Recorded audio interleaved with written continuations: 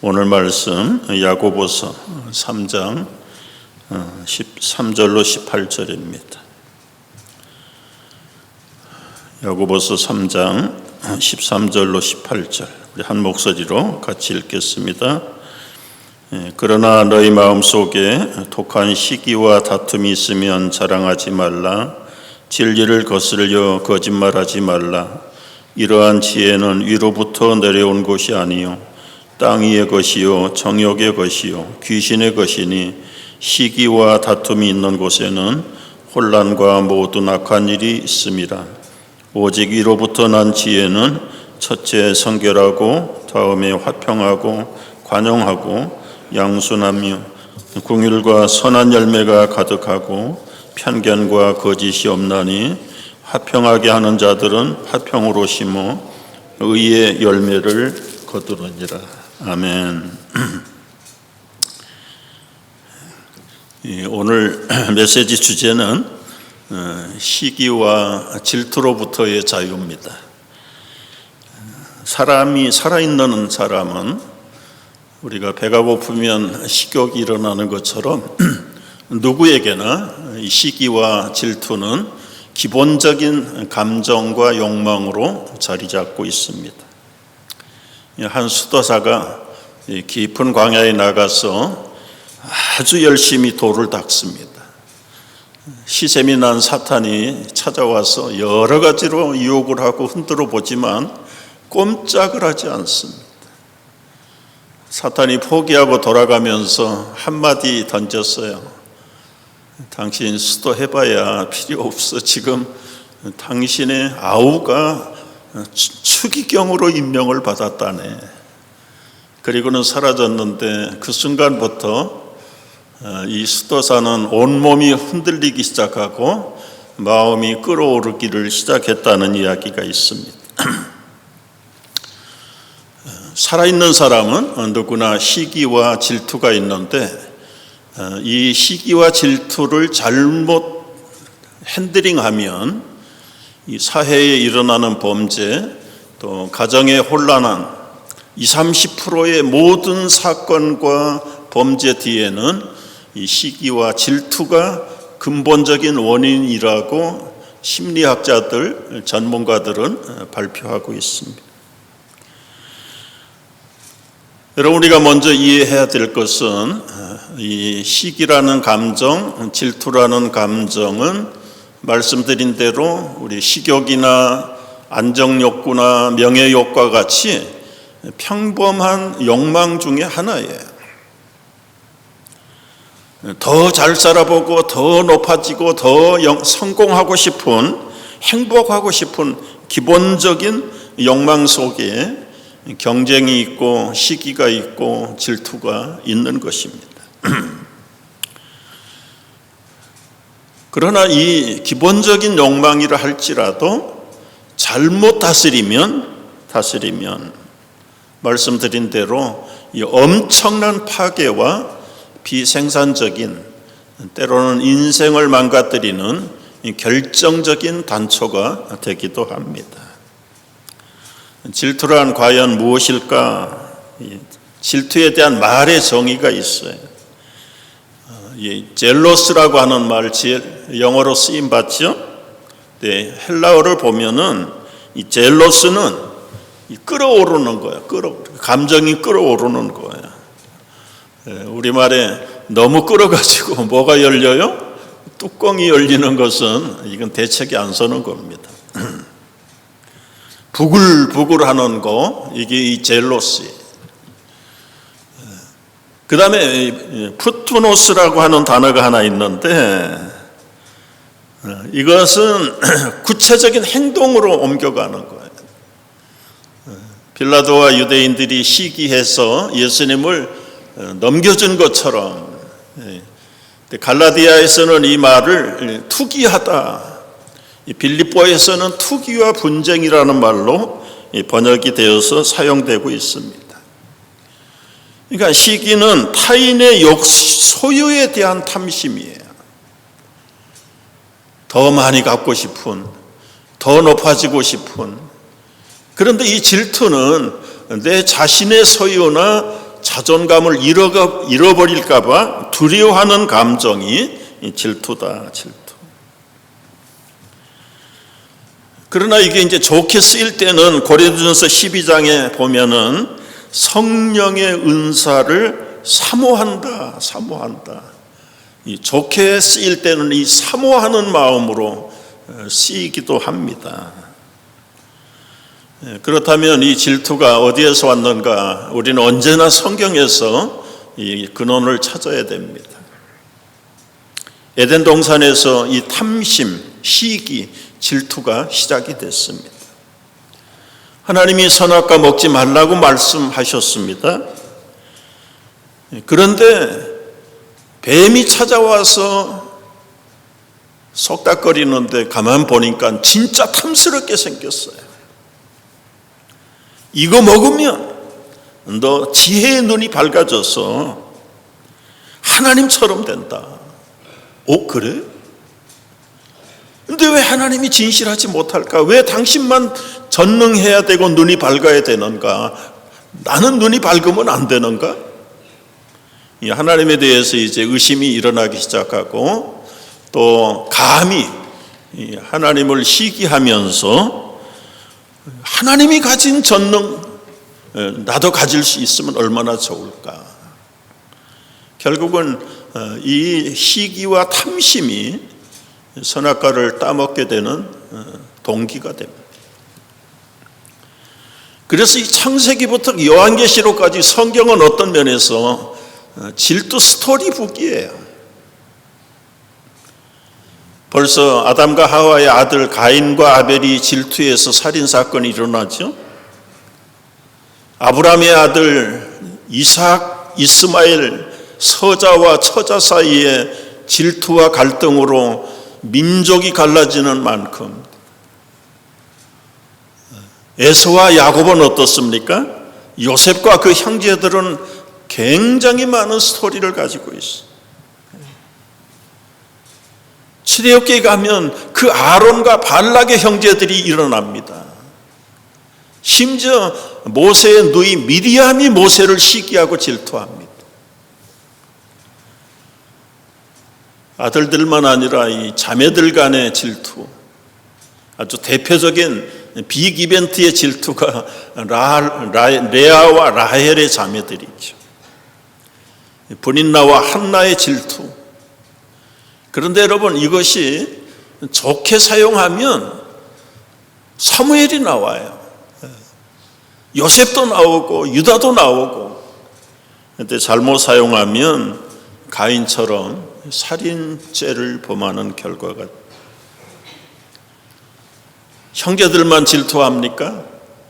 아버지와 아들 간의 질투도 있다. 사울과 그의 사이 다윗 보세요. 다윗은 잘못이 없지만 장인이 사위를 질투해가지고 나중에 다윗도 그 아들 압살롬이 아버지를 질투하고 반란을 일으키는 사건. 제자들은 어떻습니까? 12제자들은 틈만 나면 키높이 제기하느라고 정신이 없어.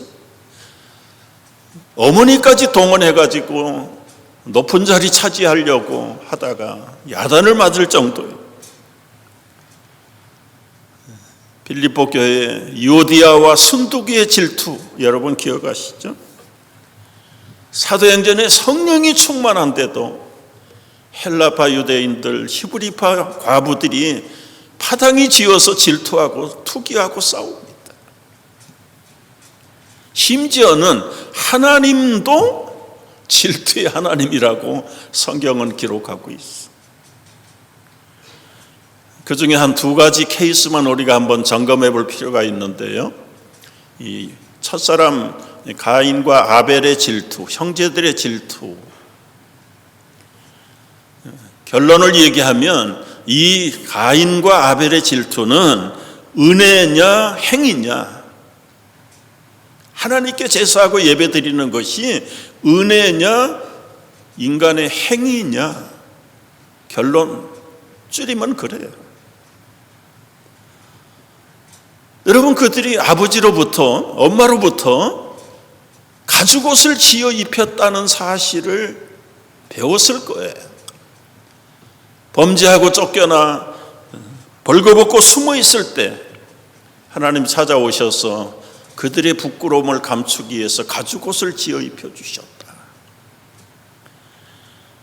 여러분, 이 가죽옷이 어디에서 나는 겁니까? 한 생명을 희생함으로 얻어지는 생명의 대가예요. 은혜예요.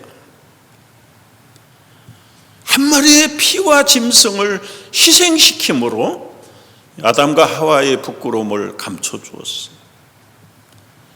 이것은 멀리 다가올 인류 메시아의 세상죄를 지시는 대속의 은혜를 상징적으로 벌써 가르치는데, 이 신학적인 언어로는 이 가죽옷을 원시복음이라 합니다. 원시복음, 오리지널 가스플이에요. 앞으로 수천 년 후에 오실 예수 그리스도의 세상죄를 지신 어린 양의 희생과 은혜를 벌써 창세기부터 거론하기 시작한 겁니다. 가인과 아벨은 이 부모의 가르침을 따라서 하나님께 피와 생명의 제사를 드린다는 것 배웠을 거예요. 성경은 다 기록하고 생략하지 않았습니다. 아벨의 제물을 보면 분명해요. 아벨은 양의 첫 새끼와 그 기름을 여호와께 드렸다. 그러나 가인은 땅의 소산을 취하여 여호와 앞에 제물로 드렸다. 결과는 어떻게 됐습니까? 아벨과 그 제물은 받으셨습니다. 가인과 그 제물은 받지 않으셨습니다. 이 받으심과 거절당함의 기준이 뭐냐? 기준. 제물도 제물이지만 그 제사를 드리는 인간의 인격이 먼저 있어야 된다. 여러분, 제물에만 눈을 여기지 말고 아벨과 그 제물입니다. 가인과 그 제물은 안 받으셨어요. 아벨은 그 인격이 무엇이에요? 땅의 첫 새끼와 기름까지 구체적인 가르침대로. 그러나 가인의 인격은 무엇입니까? 그냥 쉬운 방법으로 땅의 소산 있는 대로. 여러분, 이것이 이 가인과 아벨의 받으심과 안 받으심의 차이입니다. 히브리서가 증거해요. 믿음으로 아벨은 가인보다 더 나은 제사를 하나님께 드림으로 의로운 자라 하시는 증거를 얻었다. 하나님이 그 예물에 대하여 증언하심이라. 그가 죽었으나 그 믿음으로써 지금도 말하느니라. 여러분, 아벨은 제사 한 번 잘 드리고 돌아오는 대가가 뭐예요? 인간적으로 볼 때는 형에게 처지김 당하는 피살자가 되고 말았어요. 우리가 볼 때는 이게 대단히 앞뒤가 안 맞는 얘기 같지만 하나님의 차원에서 볼 때는 이것이야말로 완전한 보상이지. 여러분, 우리가 예배를 드립니다. 지금 같은 시간에 같은 장소에 앉아서 같은 예배를 드리는데 이 예배도 받으시는 예배가 있고 안 받으시는 성도들이 있단 말이죠. 받으시는 예배는 무엇입니까? 기쁨이 있고 소망이 있고 정말 입에는 찬양이 있고 마음에는 감사가 있고 삶에는 헌신이 일어나는 정말 은혜에 보답할 수 없는 감격의 마음, 인격이라면 이 예배는 진짜 받으시는 예배예요. 거절당한 예배의 특징이 무엇입니까? 자기 자신의 마음이 컨트롤이 안 돼요. 벌써 시기와 다툼이 일어나요. 아까 시기라는 말이 끌어오른다는 말이죠. 하나님에 대해서 끌어오르는 것이 아니라 엉뚱한 것에다가 우리의 마음을 허락하면서 계속 끓게 만드는 것. 여러분, 마음이 끓어오르면 무섭습니다. 이 질투를 잘못 다스려서 가인은 결국은 자기의 아우 아벨을 희생시키는 인류의 최초의 살인자가 됩니다.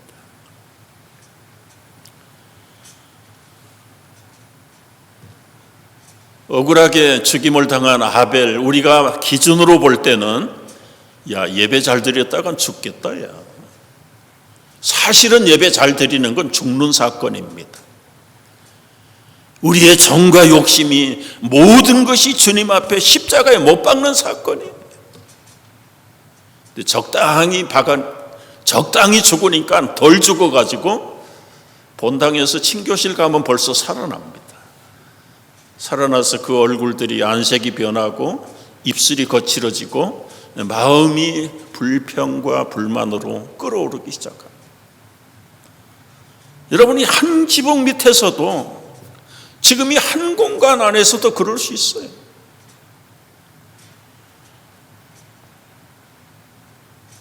우리가 드리는 예배의 귀중한 비결이 무엇일까요? 정말 부끄러움을 감춰주었던 가죽옷을 주시기 위해서 생명을 희생한 세상죄를 지신 어린 양을 찬양하고 그 어린 양에게 우리의 인생을 걸지 않으면 그 예배는, 그 삶은 사실은 행위적인 예배, 눈가림의 예배밖에 더 되는 거예요. 하나님의 영광을 질투했던 사탄은 결과적으로는 천국에서 쫓겨나요. 그리고는 이 세상에 들어와 죄를 만들어냈어. 아벨에 대한 질투가 결국은 살인을 불렀던 것처럼 잠언 14장 30절에서는 시기는 뼈를 썩게 만든다. 다는 아니겠지만 여러분, 너무 격한 마음, 충격이 오래오래 떠나지 않으면 뼈가 썩고 조직이 썩는 게 우리 현대인들의 병. 하나님이 가인에게 기회를 한 번 주셨습니다. 창세기 4장 6절에 보면 네가 분하여 어찌 되냐, 안색이 변함이 어찌 됨이냐, 선을 행하면 어찌 낯을 들지 못하겠느냐, 선을 행하지 아니하면 죄가 문에 엎드려 있느니라. 죄가 너를 원하나 너는 죄를 다스리라. 끓어오르는 시기와 질투를 컨트롤하지 못하면 결국은 거기에 맥히는 겁니다. 여러분, 질투는 유혹과 같은 것이에요. 유혹은 누구나 다 받아요. 질투의 유혹도 받습니다. 시기도 우리를 와서 자꾸 꼬입니다. 그러나 유혹을 받을 때마다 거절하셔야 돼요. 내 감정을 바로잡아야 돼요. 그리고는 끝에 가서는 저항. 야고보 저자가 말한 것처럼 오직 각 사람이 시험을 받는 것은 자기 욕심에 끌려 미혹이 됩니다. 그 유명한 욕심이 잉태한 즉 죄를 낳고 죄가 장성한 즉 사망을 얻느니라. 여러분, 형제 간의 질투도 참 살인을 부르는데요, 우리 자매들, 언니 동생의 질투는 또 어떨까요? 아주 메가톤급의 질투가 야곱의 아내였던 레아 라헬의 질투입니다. 참 야곱의 인생은 거칠고 거친 인생이었어요. 형의 복수를 피해서 외갓집으로 피신갔죠. 첫눈에 들어온 여자가 아리답고 지혜롭고 건강하고 근면한 라헬의 첫사랑에 반했어. 아무것도 보이지 않아. 그 라헬을 얻기 위해서 라반에게 청혼을 해요. 제가 라헬을 내 신부로 맡기를 원합니다. 빈손으로 왔으니 신부값이 없습니다. 7년 동안 무엇으로 노동할 테니까 나이를 저에게 주십시오. 외삼촌이면서 장인이 될 사람과 묵계를 했습니다. 7년을 며칠처럼 여기면서 열심히 채웠어요. 드디어 성대한 결혼식이 벌어졌습니다. 즐기고 첫날 밤을 다가오는데 얼마나 설레는 마음입니까? 7년을 봉사해서 얻은 사랑하는 신부 라헬과 첫 밤을 보냅니다. 날이 밝아 눈을 떠보니 라헬은 온데간데 없고 밤새도록 자기 곁에 누워 있었던 여인이 못생기고 눈 한 번도 주지 않았던, 거기다가 시력까지 나쁜 라헬의 언니 레아가 들어와 있습니다. 노발대발 장인에게 쫓아가서 따졌어요. 아니, 이럴 수가 있느냐. 야, 우리 지방에서는 동생보다 언니를 먼저 시집 보내는 게 우리 집안의 관례야. 네가 라헬을 진정으로 얻기를 원하면 7년을 더 봉사해라.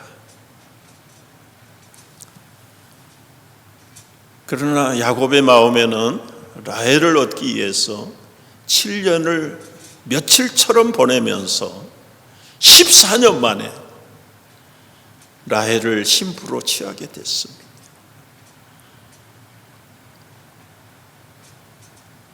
그런데 문제는 첫 부인인 레아, 야곱은 요만큼도 감정이 안 가요. 그러면 끊든지 두 살림을 하든지 해야 될 텐데, 라헬과 결혼할 때까지 7년 동안 아들을 퐁퐁퐁퐁 낳고, 여러분, 레아가 그렇게 싫으면 아예 아들을 낳지를 말든지, 싫다고 하면서 사랑은 주지 않고 아들만 퐁퐁퐁퐁 넷을 낳은. 그리고 나서 라헬이 신부가 됐어요. 허니문 베이가 생기면 얼마나 좋을까요? 라헬은 그렇게 갖고 싶은 야곱의 아들이 태어나질 않는 겁니다. 그때부터 라헬은 자기 언니 레아를 시기하고 질투하기 시작해요. 여러분, 라헬은 갖출 거 다 갖춘 여인이에요. 미모라면 미모, 지혜라면 지혜, 근면이라면 근면, 건강이라면 건강. 아버지의 드라빔을 훔쳐가지고 도망가다가도 그 위기 일발 속에서도 아주 아버지를 잘 속이면서 아무 일이 없도록 만드는 그 능란한 라헬이 무엇이 부족합니까? 그런데 라헬에게는 사랑하는 남편의 아들을 얻고 싶고 자기가 어머니로 불리우는 것이 소망입니다. 자기에게 좋은 모든 것을 가졌지만 결정적으로 어머니가 되지 않는 것에 대한, 그리고 언니를 보니까 남편이 사랑하지 않아요. 그럼에도 불구하고 아들만 펑펑펑 4명 시켜놔. 언니에 대한 시기, 질투, 자식을 갖고 싶은 시기, 질투, 자기는 재능이 없고 능력이 없으니까 자기 몸종을 남편에게 집어넣어서 아들을 둘을 낳습니다. 어느 정도 체념하고 살던 레아, 너도 몸종을 보내? 나도 몸종 보낸다. 보내가지고 2명을 또 낳아요. 야곱의 아들들이 8명이 됐지만 라헬의 아들은 없어요. 그럼에도 불구하고 레아는 또 아들을 낳고 싶은 거예요. 자기 몸종의 아들까지 하면 지금 6명인데도 불구하고 아들을 또 낳고 싶어 하는 거예요. 그래서 큰아들 루벤을 시켜가지고 들에 나가서 강력 정력제 합한 채를 구해가지고 오게 만듭니다. 합한 채는 우리말로 번역하면 아주 7년 된 인삼 정력제. 레아가 지금 자기 자식 4명, 몸종에서 2명, 6명이 낳는데도 남편의 야곱의 사랑 한번 받아보고 싶은 거예요. 그래서 정력제를 구해다가 먹고 또 남편을 유혹하려고 하는데 합한 채를 들고 가는 모습이 라헬에게 들킨 거예요. 아, 저 정력제를 언니가 썼나 보구나. 언니하고 딜을 합니다. 언니는 아들이 6명이나 되는데 그 합한 채를 나에게 주세요. 야, 싫다. 그러면 내가 조건을 하나, 오늘 밤 내 남편을 당신 언니에게 보낼 테니까 그 대가로 그 합한 채를 나에게 양보하세요. 그래서 라헬이 그 합한 채를 먹고, 하나님의 은혜지만 며칠 있다가 하나님이 태의 문을 열어 첫아들 요셉을 낳게 합니다. 여러분, 세상이 얼마나 가득했을까요? 하나 가지고 양에 찹니까? 두 번째 아들 베냐민을 얻었는데 이 베냐민을 출생하다가 라헬은 세상을 떠납니다. 여러분, 세상이 그런 것 같아요. 겉으로 볼 때는 전혀 모자람이 없는 라헬인데 뚜껑을 열어보면 참 피눈물 나는 인생을 살아가는 사람들이 있어요. 겉으로 볼 때는 얼마나 모자람이 없습니까? 반듯한 남편이 있겠다, 좋은 직장이 있겠다, 주택도 좋고 좋은 자동차 타고 아들 딸들 퐁퐁 낳고, 겉으로 볼 때는 부족함이 없는 것 같은데요, 다 인생 스토리를 열어보면 거기에 아픔이 있고, 이게 세상이라는 걸 알아야 돼요. 여러분, 질투라는 게 열등한 사람의 감정만 질투가 일어나는 게 아니에요. 우월한 사람들이 더 간격을 좁히지 못할 때 시기심이 솟아나는 게 질투로 변하는 겁니다. 라헬이 결혼해가지고 아기가 없을 때 얼마나 남편을 졸라대는지, 그 언니를 시기했는데 야곱에게 말합니다. 내게 자식을 좀 낳게 하라. 그렇지 않으면 내가 죽어버리고 말겠다. 야곱이 너무 답답하니까, 여보, 내가 하나님이요? 내가 하나님을 대신해서 생명을 넣었다가 뺐다가 할 수 있겠어? 남편도 답답하고, 아기가 없었던 라헬은 세상이 캄캄해. 레아를 보십시오. 자기 못생긴 건 생각 안 하고 남편이 요만큼도 마음을 안 주는 거예요. 그래서 첫아들 이름을 루벤이라고 붙였다. 루벤의 뜻이 뭐냐면, 여호와께서 나의 괴로움을 돌보셨으니 이제는 내 남편이 나를 사랑하리라. 야, 아들을 첫아들 낳았는데 아무리 바위돌 같은 야곱이라도 이제는 큰아들 보고 첫아들 보고 나를 사랑하겠지. 이름을 그래서 루벤으로 붙여줬어요. 그런데도 까딱 없어요. 두 번째 아들을 낳아서 시몬이라고 붙였는데, 시몬도 이 뜻이 무엇입니까? 여호와께서 내가 남편 사랑 받지 못함을 들으셨으므로 위로로 이 아들을 주셨다. 시몬. 세 번째 아들을 레이라고 붙였어요.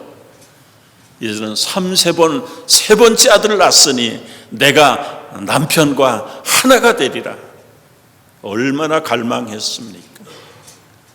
그런데도 남편 야곱은 레아에게 꼼짝도 하지 않습니다. 아마 밤에만 이렇게 아는 척하는 것 같아요. 네 번째 유다를 낳았어요. 유다를 낳고 나서 3-4번 남편의 마음 움직이지 않은 그걸 알고 체념해요. 나 이제는 더 이상 야곱에게 미련 안 가지. 오로지 여호와만 찬송할 거야. 사실은 레아가 사랑받지 못한 남편으로부터의 그 실망과 그야말로 절망을 어떻게 극복했는가? 돌아오지 않는 남편, 돌이킬 수 없는 남편의 사랑 포기해버리고 남편보다 더 큰 여호와를 찬양하겠다고 결단할 때 레아는 겨우 자기를 간직할 수 있었던 겁니다.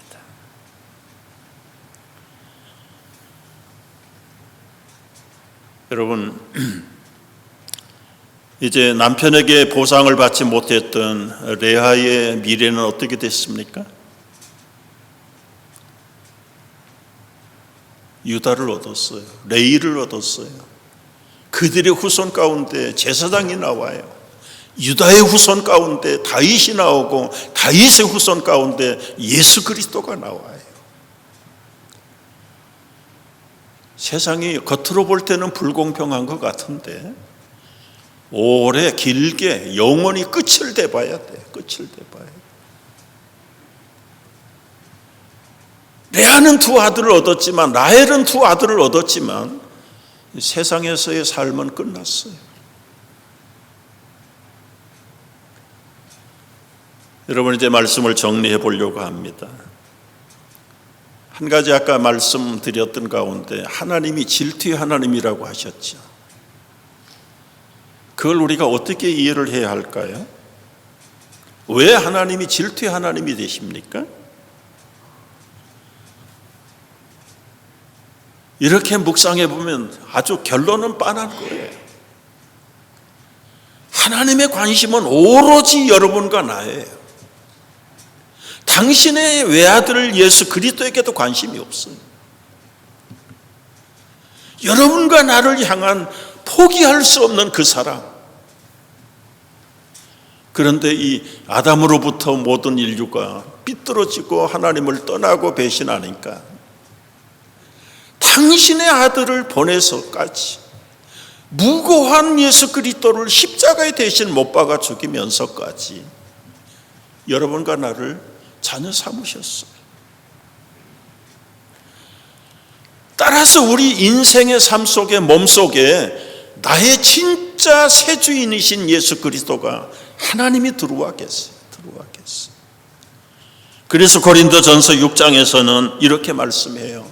너희 몸은 너희가 하나님께로부터 받은 바 너희 가운데 계신 성령의 전인 줄을 알지 못하느냐. 다 같이 너희는 너희 자신의 것이 아니다. 값으로 산 것이 되었으니 그런즉 너희 몸으로 하나님께 영광을 돌리라. 이 몸이 내 것이 아니라 이제 하나님의 소유가 됐다. 하나님의 영이 우리 안에 들어와 계셔서 하나님의 거룩한 성전이 됐다. 성전이 됐다.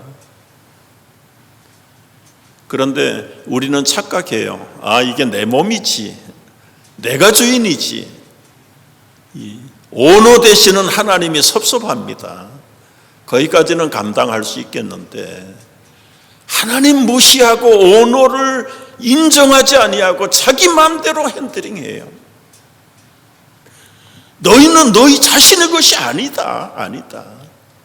이걸 잊어버리고 사는 게 우리 인생들이에요. 여러분, 우리 말에 대리만족이라는 게 있죠. 부모가 이루지 못하는 일을 우리 자녀들을 통해서 이루고 싶은 게 대리만족입니다. 아버지 하나님도 어쩌면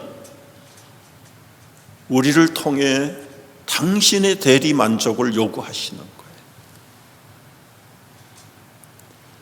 아버지의 뜻대로 우리가 살아야 될 텐데, 그래야 하나님이 만족하실 텐데 우리는 우리 뜻대로 살고 싶어요. 여러분, 질투하시는 하나님의 사랑은 그 끝없이 포기하지 않습니다. 매를 때려서라도, 적국의 손에 포로로 붙여서라도, 육체를 살육하고 진멸을 해서라도 그 조상과 그 후손들이 하나님의 소유인 것을 알고 돌아오기를 원하시는, 포기할 수 없는 사랑이 질투하시는 하나님의 사랑이에요.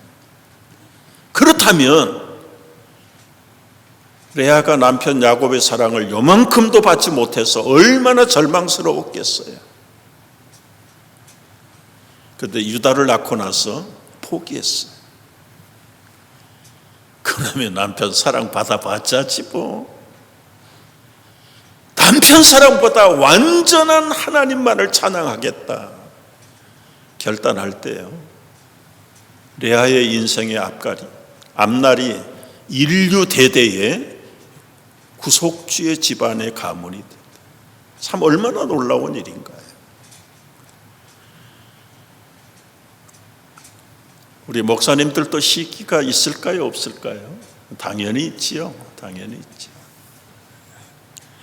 19세기에 런던에 유명한 목사님들 세 분들이 모여서 목회를 하셨습니다. 이 캠벨 몰간이라는 분, 아주 대단한 분이시고요, 황금의 입을 가졌다는 찰스 스폴전 목사님, 그리고 아주 저술에 능한 마이어 목사님, 거의 친구들이에요. 런던에서 각각 목회해요.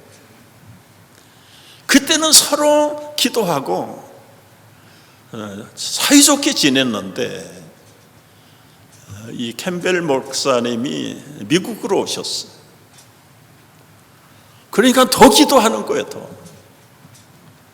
공부하러 미국으로 이제 왔는데 대서양 건너 멀리 떠난 친구 목사 몰겐을 위해서 마이어 목사님이 열심히, 이 찰스 스폴전 목사님은 막 교회가 미어 터질 만큼 잘 돼요. 그런데 얼마 있다가 캠벨 목사님이 목회를 런던으로 온, 공부를 마치고 런던으로 돌아와서 목회를 하는데 그것도 영국의 대표적인 교회 웨스트민스터 교회 담임 목사가 된 거예요. 그때부터 마이어 목사님이 기도가 막힌 거예요. 멀리 있을 때는 축복하고 좋아했는데 자기보다 큰 교회 담임 목사님으로 오셔서 마음의 시기가 일어나는 거예요. 기도가 막힌 거예요. 그래서 고민이 돼서 하나님 앞에 엎드려서, 하나님, 이 시기심을 좀 없애주세요. 이 질투가 일어납니다. 나도 감당이 안 됩니다. 몇 날 며칠을 기도하는데 어느 날 기도 중에 하나님이 그렇게 말씀하시더래요. 너 시기심 없애달라고 기도하지 말고 캠벨 목사님과 그 교회를 위해서 축복해라. 축복 기도해라. 축복 기도.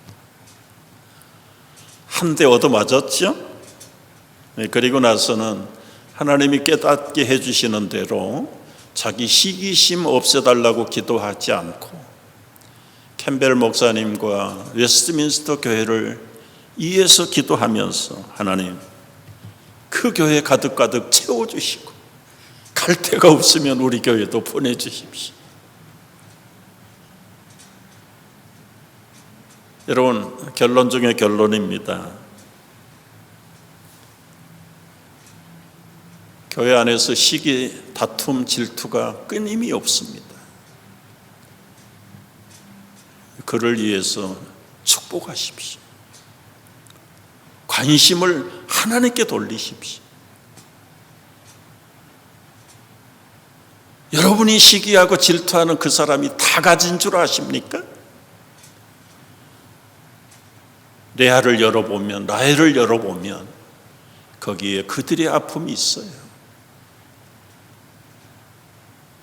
나는 그들의 아픔이 없잖아요. 다른 것이 모자라. 이미 주신 것 가지고 기뻐하세요. 있는 것 가지고 만족하세요.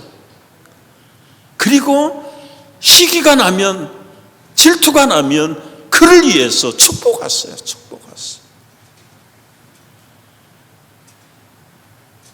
그리고 주님 앞에 엎드려 우리의 죄를